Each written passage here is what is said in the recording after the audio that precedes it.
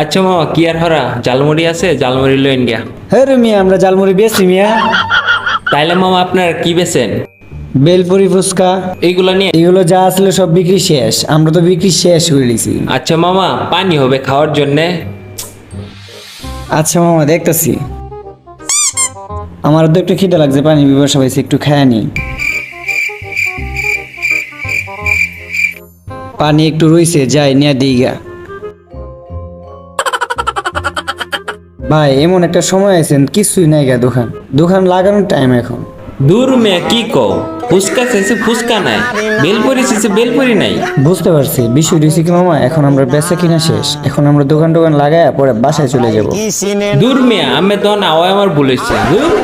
ঠিক আছে, প্রতিদিন খায়া খায়া জায়গা টাকা না দিয়ে দেখা যা।